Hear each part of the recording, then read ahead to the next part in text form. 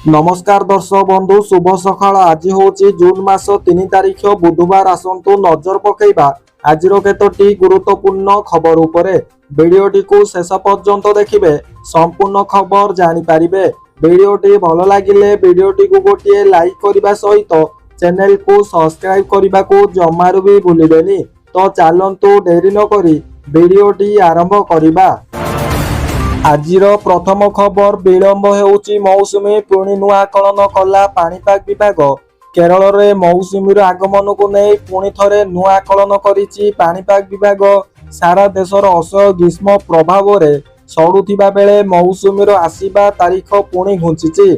साधारणतः प्रतिवर्ष मे मासर शेष सप्ताह सुधा केरल रे प्रवेश करिथाए एवं एथिरे निर्धारित समय ठारू टिके विलंब रे आसीबो बोली मौसुमी पाणीपाग विभाग कहिछि।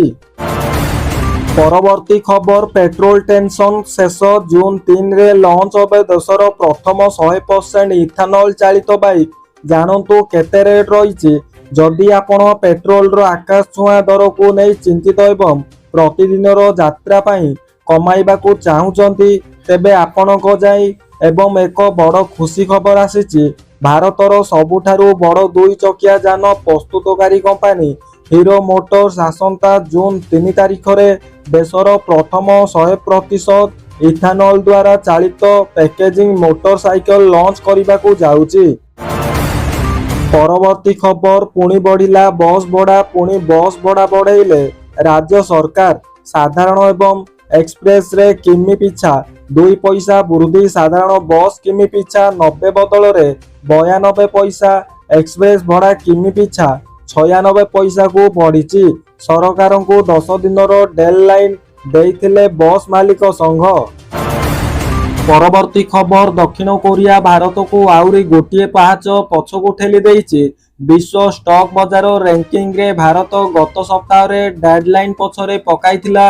आज दक्षिण कोरिया मध्य भारत को आउरी गोटे पाहाच पछकु ठेली देइछि।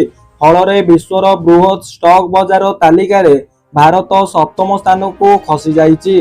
भारत विश्वर अन्यतम प्रमुख अभिवृद्धि हासिलकारी राष्ट्र होइतिले मध्य स्टॉक बाजार रो निवेश को आकर्षित करिबा पई एवं सेमानकु बांधी रखिबा पई सफल होई पारि नाही। परवर्ती खबर आउरी महंगा एवं पेट्रोल डीजेल भुसुड़ीबा को बसिलाणी अर्थव्यवस्था। पेट्रोल एवं डीजेल रो मूल्य वृद्धि एवं अर्थनीति उपरे मुद्रास्फीति चाप वृद्धि करिबो बोली आशा करा जाउछि। जेउथिरे परिवहन एवं उत्पादन खर्च वृद्धि हेबार संभावना रहिछि एवं आगामी मास गुड़िकरे उपभोक्ता सामग्री रो मूल्य वृद्धि हेबार संभावना रहिछि। रेटिंग एजेंसी किलिंग मंगलवार प्रकाशित एक रिपोर्ट रे पूर्वानुमान करिछि। परवर्ती खबर महिला को बलात्कार पर हत्या सन्देह। झारसुगुड़ा सहर स्थित पुराना बस स्टाण्ड निकटरू मंगलवार जड़े महिला क्षतविक्षत मृतदेह पुलिस जबत करिछि। तांको घर छत्तीसगढ़ होइतिबा बेले से स्वामी सहित झारसुगुड़ा रेलवे स्टेशन अंचल रही श्रमिक भावे कार्य करुथिले। तेबे सकाळे स्थानीय लोके पुराना बस स्टाण्ड निकटरे उक्त महिला मृतदेह पड़िथिबा देखि पुलिस को खबर देइथिले। परवर्ती खबर देश में प्रचलन हेब प्लास्टिक नोट। आरबीआई को बड़ निष्पत्ति। ना चिरिबो ना फाटिबो देश में प्रचलित हेब प्लास्टिक नोट। भारत में खूब शीघ्र प्लास्टिक एवं बा पॉलीमर कलेक्शन नोट देखा मिल पारे। देश में टंकार चाहिदा वृद्धि पाइथिबारु भारतीय रिजर्व बैंक देश में प्लास्टिक करेंसी नोट प्रचलन करने को विचार करुछि। परवर्ती खबर ओडिशार बुद्धिगत शिक्षानुष्ठान रे बढ़िला संरक्षण। एसटी एससी एससीबीसी वर्ग एवं उपकृत। जानतु किपरि ओडिशार छात्र छात्री मानक पई एक बड़ खबर। राज्यर विभिन्न वृत्तिगत शिक्षानुष्ठान रे नामलेखा पई संरक्षण प्रतिश्रुति को वृद्धि करा जायछि। सरकारक एही नूतन निष्पत्ति अनुसार अनुसूचित जनजाति अनुसूचित जाति एवं सामाजिक एवं शिक्षागत पछुआ वर्ग छात्र छात्री माने अधिक संरक्षण सुविधा पाई पारिबे। परवर्ती खबर 5 दिन रे 4 डिग्री जाए बढ़ी पारे तापमात्रा। खरा को न जिबा को सतर्क कराइले मुख्यमंत्री। ଆସନ୍ତା 5 ଦିନରେ ତାତି 4 ଡିଗ୍ରୀ ଯାଇ ବଢ଼ିପାରେ। ଉପକୂଳ ଓଡ଼ିଶା ଏବଂ ଦକ୍ଷିଣ ଓଡ଼ିଶାର ବିଭିନ୍ନ ସ୍ଥାନରେ ଗରମ ଏବଂ ଗୁଳୁଗୁଳି ରହିବ ବୋଲି ପାଣିପାଗ ବିଭାଗ ପୂର୍ବାନୁମାନ କରିଛି। ମଙ୍ଗଳବାର ବାଲେଶ୍ୱର, ଭଦ୍ରକ, ଯାଜପୁର, କେନ୍ଦ୍ରାପଡ଼ା, ଜଗତସିଂହପୁର, କଟକ, ଗଜପତି, ଗଞ୍ଜାମ, ପୁରୀ, ଖୋର୍ଦ୍ଧା, ନୟାଗଡ଼ରେ ଭୀଷଣ ଗରମ ଏବଂ ଗୁଳୁଗୁଳି ହୋଇପାରେ। ପରବର୍ତ୍ତୀ ଖବର, ଏଲପିଜି ବ୍ୟବହାର 5 ବର୍ଷରେ ସବୁଠୁ କମ୍ ବାରମ୍ବାର ବଢୁଛି ଦର। ମଧ୍ୟପ୍ରାଚ୍ୟ ଯୁଦ୍ଧ ମଧ୍ୟରେ ଦେଶକୁ ତେଲର ଏବଂ ଗ୍ୟାସର ଯୋଗାଣ ପ୍ରଭାବିତ ହୋଇଛି। ଏଥିସହିତ ଦେଶରେ ତରଳୀକୃତ ପେଟ୍ରୋଲିୟମ ଗ୍ୟାସ ବ୍ୟବହାର 5 ବର୍ଷର ସର୍ବନିମ୍ନ ସ୍ତରକୁ ଖସିଯାଇଛି। ପେଟ୍ରୋଲିୟମ ଯୋଜନା ଏବଂ ବିଶ୍ଳେଷଣ ପ୍ରକୋଷ୍ଠ ତଥ୍ୟ ଅନୁଯାୟୀ ଚଳିତ ବର୍ଷ ମେ ମାସରେ ଗତ ବର୍ଷ ତୁଳନାରେ ଏଲପିଜି ବ୍ୟବହାର 19% ହ୍ରାସ ପାଇ 2.12 ନିୟୁଟନ ଟନ ଖସି ଆସିଛି। ଖୁବ୍ ଶୀଘ୍ର ବନ୍ଦ ହେବ ଆଧାର ଆପ୍, ସରକାର ଜାରି କଲେ ଆଲର୍ଟ। ଏବେ କିପରି ହେବ ଜରୁରୀ କାମ? ଆପଣ ମଧ୍ୟ ଆଧାର ସମ୍ବନ୍ଧୀୟ କାର୍ଯ୍ୟ ମାଇ ଆଧାର ଆପ୍ ବ୍ୟବହାର କରୁଛନ୍ତି କି? ଯଦି ହଁ, ତେବେ ଏହି ଖବର ବିଷୟରେ ସଚେତନ ହେବା ପାଇଁ ଏବଂ ଆପଣଙ୍କ ପାଇଁ ଅତ୍ୟନ୍ତ ଗୁରୁତ୍ୱପୂର୍ଣ୍ଣ। କାରଣ ପୁରୁଣା ଆପ୍ଲିକେସନ ଅର୍ଥାତ୍ ମାଇ ଆଧାର ଖୁବ୍ ଶୀଘ୍ର ବନ୍ଦ ହେବାକୁ ଯାଉଛି। ଏହା ବଦଳରେ ସରକାର ଏକ ନୂତନ ଆପ୍ଲିକେସନ ପ୍ରଚଳନ କରିଛନ୍ତି ଯାହା ଉନ୍ନୟନ ବୈଶିଷ୍ଟ୍ୟ ଏବଂ ଅଧିକ ଗୋପନୀୟତା ସୁରକ୍ଷା ପ୍ରଦାନ କରିବ। ପରବର୍ତ୍ତୀ ଖବର, ଏସଆଇଆର 41 ଲକ୍ଷରୁ ଅଧିକ ଭୋଟରଙ୍କୁ ଫର୍ମ ବଣ୍ଟନ ଶେଷ ହୋଇଛି। ରାଜ୍ୟରେ ମତଦାତା ସୂଚୀକୁ ଅଧିକ ସ୍ୱଚ୍ଛ ଏବଂ ତ୍ରୁଟିଶୂନ୍ୟ କରିବା ପାଇଁ ଆରମ୍ଭ ହୋଇଥିବା ଭୋଟର ତାଲିକା ସ୍ୱତନ୍ତ୍ର ସଂଘନ ସଂଶୋଧନ କାର୍ଯ୍ୟକ୍ରମ ଆଜି 4ଥ ଦିନରେ ପହଞ୍ଚିଛି। ଗତ 3 ଦିନ ଧରି ବ୍ୟାପକ ଭାବେ ଚାଲିଥିବା ଏହି ଅଭିଯାନରେ ରାଜ୍ୟର କୋଣ ଅନୁକୋଣରେ ଭୋଟରମାନଙ୍କ ମଧ୍ୟରେ ପ୍ରବଳ ଉତ୍ସାହ ଦେଖିବାକୁ ମିଳିଛି। ପରବର୍ତ୍ତୀ ଖବର, ସିବିଏସ୍ଇ ପୂର୍ଣ୍ଣ ମୂଲ୍ୟାୟନ ପୋର୍ଟାଲ ଉପରେ ସାଇବର ଆଟାକ୍। ସିବିଏସ୍ଇ ପୂର୍ଣ୍ଣ ମୂଲ୍ୟାୟନ ପୋର୍ଟାଲ ଉପରେ ବହୁ ସଂଖ୍ୟକ ଛାତ୍ରଛାତ୍ରୀ ସେମାନଙ୍କର ଉତ୍ତରପତ୍ର ପୂର୍ଣ୍ଣ ମୂଲ୍ୟାୟନ ପାଇଁ ଆବେଦନ କରିଛନ୍ତି। ଏହି ସମୟରେ ବୋର୍ଡ ରିପୋର୍ଟ କରିଛି ଯେ ପୋର୍ଟାଲଟି ସାଇବର ଆକ୍ରମଣର ମଧ୍ୟ ସମ୍ମୁଖୀନ ହୋଇଛି। କିନ୍ତୁ ଏହା ସତ୍ତ୍ୱେ ହଜାର ହଜାର ଛାତ୍ରଛାତ୍ରୀ କୌଣସି ମଧ୍ୟ ବଡ଼ ସମସ୍ୟା ବିନା ପ୍ରକ୍ରିୟା ଶେଷ କରିଛନ୍ତି। ପରବର୍ତ୍ତୀ ଖବର, ସାଧାରଣ ଜନତାଙ୍କୁ ମହଙ୍ଗା ମାଡ଼, 12 ଟଙ୍କା ଯାଏଁ ବଢ଼ିପାରେ ପେଟ୍ରୋଲ ଡିଜେଲ ଦାମ। ଜାଣନ୍ତୁ ଆଜିର ରେଟ୍। ଯଦି ଆପଣ ପେଟ୍ରୋଲ ଏବଂ ଡିଜେଲର ବୃଦ୍ଧିକୁ ଶୀଘ୍ର ମୁକ୍ତି ପାଇବା ପାଇଁ ଆଶା କରୁଛନ୍ତି, ତେବେ ଏଠାରେ କିଛି ଚିନ୍ତାଜନକ ଖବର ଅଛି।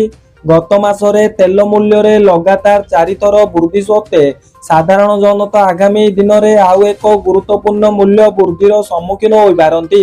ବଜାର ବିଶେଷଜ୍ଞ ଏବଂ ମୂଲ୍ୟାୟନ ସଂସ୍ଥା ଆଇସିଆରଏ ଅନୁଯାୟୀ ସରକାରୀ ତେଲ ମାର୍କେଟିଂ କମ୍ପାନୀଗୁଡ଼ିକ ସେମାନଙ୍କର କ୍ଷତିପୂରଣ ପାଇଁ ପେଟ୍ରୋଲ ଏବଂ ଡିଜେଲର ମୂଲ୍ୟ ପ୍ରତି ଲିଟର ପିଛା 12 ଟଙ୍କା ପର୍ଯ୍ୟନ୍ତ ଯଥେଷ୍ଟ ବୃଦ୍ଧି କରିବାକୁ ପଡ଼ିପାରେ। ପରବର୍ତ୍ତୀ ଖବର, ଭୟଙ୍କର ଦୁର୍ଘଟଣା, ମୁହାଁମୁହିଁ ପିଟି ହେଲା 2 ବସ୍, 5 ଜଣ ମୃତ୍ୟୁ ହୋଇଛି। ଗୁଜରାଟର ସୁରଟ ସହର ନିକଟରେ ଏକ ଭୟଙ୍କର ସଡ଼କ ଦୁର୍ଘଟଣା ଘଟିଛି। ମହାରାଷ୍ଟ୍ରର 2ଟି ବସ୍ ମଧ୍ୟରେ ମୁହାଁମୁହିଁ ଧକ୍କା ହୋଇଛି। ଏହି ମର୍ମନ୍ତୁଦ ଦୁର୍ଘଟଣାରେ ବର୍ତ୍ତମାନ ସୁଦ୍ଧା 5 ଜଣଙ୍କର ମୃତ୍ୟୁ ହୋଇଥିବା ବେଳେ ମୃତକ ସଂଖ୍ୟା ଆହୁରି ବଢ଼ିପାରେ ବୋଲି ଦୁର୍ଘଟଣାରେ ଗୋଟିଏ ବସ୍ ଭାଙ୍ଗି ରୁଜି ଯାଇଥିବା ବେଳେ ଅନ୍ୟ ବସ୍ରେ ନିଆଁ ଲାଗିଯାଇଛି। ପରବର୍ତ୍ତୀ ଖବର, ରେଳ ଲାଇନ କଡ଼ରୁ ଯୁବକଙ୍କ ଝୁଲନ୍ତା ମୃତଦେହ ଉଦ୍ଧାର। କେନ୍ଦ୍ରାପଡ଼ା ପୌରାଞ୍ଚଳର କଜଳା ଗ୍ରାମ ନିକଟରେ ଯାଇଥିବା ରେଳ ଲାଇନ ନିକଟରେ ଏକ ଝୁଲନ୍ତା ଅବସ୍ଥାରେ ଯୁବକଙ୍କ ମୃତଦେହ ପୋଲିସ ଜବତ କରିଛି। ମୃତ ଯୁବକ କଜଳା ଗାଁର ବିକାଶ ମହାନ୍ତି। ମୃତକଙ୍କ ହାତ ବନ୍ଧା ହୋଇଥିବା ଦେଖିବାକୁ ମିଳିଛି। ପରିବାର ଲୋକେ ପୁଅକୁ ହତ୍ୟା କରି ଟାଙ୍ଗି ଦେଇଥିବା ଥାନାରେ ଅଭିଯୋଗ କରିଛନ୍ତି। ପରବର୍ତ୍ତୀ ଖବର, କାଳବୈଶାଖୀ ସମ୍ଭାବନା ନେଇ ଆଗାମୀ 5 ଦିନ ରାଜ୍ୟର କେତେକ ଜିଲ୍ଲାକୁ ଚେତାବନୀ। ଝଡ଼, ବଜ୍ରପାତ ଏବଂ ପବନର ସମ୍ଭାବନା ନେଇ ଆଗାମୀ 24 ଘଣ୍ଟା ପାଇଁ 9 ଜିଲ୍ଲାକୁ ଅରେଞ୍ଜ ୱାର୍ଣ୍ଣିଂ, 14 ଜିଲ୍ଲାକୁ ୟେଲୋ ୱାର୍ଣ୍ଣିଂ ଜାରି କରାଯାଇଛି।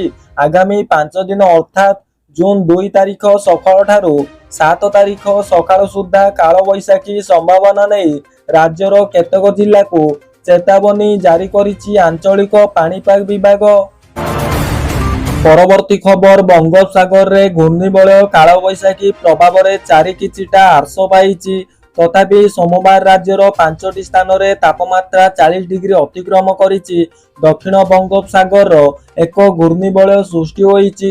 ପଶ୍ଚିମବଙ୍ଗ, ଝାଡ଼ଖଣ୍ଡ ଏବଂ ଓଡ଼ିଶା ସଂଲଗ୍ନ ଅଞ୍ଚଳରେ ଉପରେ ଘୂର୍ଣ୍ଣିବଳୟ ରହିଥିବା ନେଇ ଭାରତୀୟ ପାଣିପାଗ ବିଭାଗ ପକ୍ଷରୁ ସୂଚନା ଦିଆଯାଇଛି।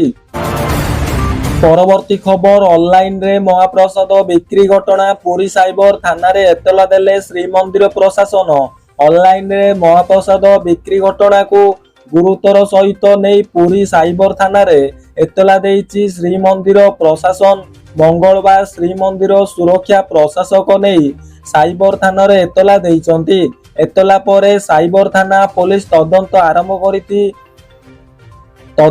ଆରମ୍ଭ କରିଥିବା ଜଣାପଡ଼ିଛି। ତେବେ ଅନଲାଇନରେ ଏଭଳି ବେଆଇନ କାର୍ଯ୍ୟ କରୁଥିବା ବ୍ୟକ୍ତିଙ୍କ ବିରୁଦ୍ଧରେ ଦୃଢ କାର୍ଯ୍ୟାନୁଷ୍ଠାନ ନେବା ପାଇଁ ପୋଲିସ ନିକଟରେ ଅଭିଯୋଗ କରିଛି ଶ୍ରୀମନ୍ଦିର ପ୍ରଶାସନ।